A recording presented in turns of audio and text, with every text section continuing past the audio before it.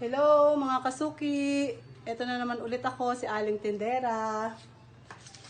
So ngayon, ang gagawin ko ulit is yung yung pork liempo or yung ulam na lechon kawali. So ayan, nakikita nyo na malinis pa yung air fryer.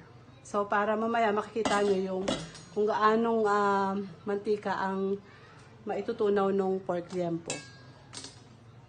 So ito. Ganito siya. Okay. Ayan.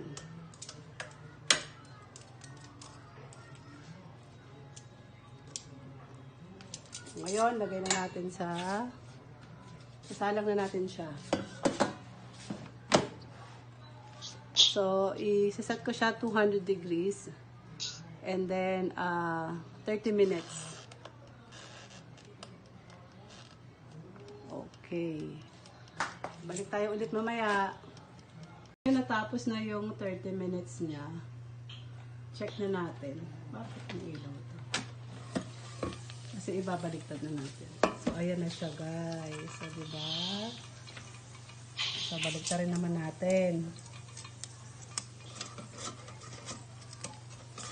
Hanggang ngayon, hindi pa nakakabili yung tong na kasi actually bawal tong na to. Kasi para hindi ma-scratch yung air fryer niya.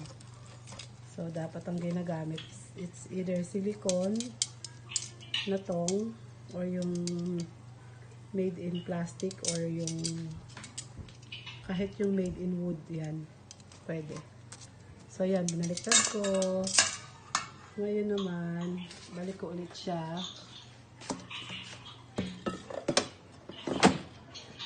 Set natin ulit ng 30 minutes. Ayan. Balik tayo ulit mamaya. So, i-check ko na siya ulit. Kasi parang okay na siya eh. Kahit hindi natapusin yung 30 minutes. Kasi na-set ko ng 200 degrees. Dapat pala 180 lang. Kasi baka masunog mo. So, check ko na. Parang pwede na siya. Ayan na. So, ito na. O, diba? Nakita nyo? Itsura pa lang itsurang malutong na malutong siya. So, kukuha ako ng lalagyan. Wait. So, ayan guys, nakikita nyo ba yan? Ba't nawala yung flashlight niya? Okay lang ba? Pakita mo yung mantika.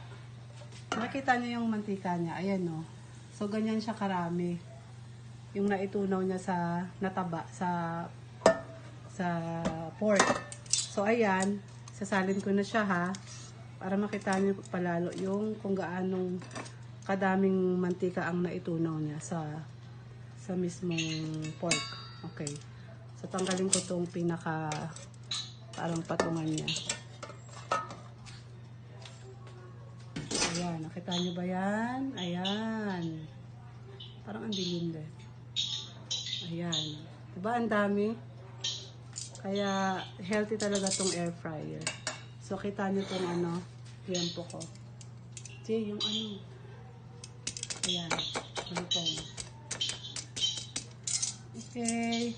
So, upload ko kayo ulit sa next video ko. Thank you for watching. Please like and subscribe and share my video. Thank you. Bye.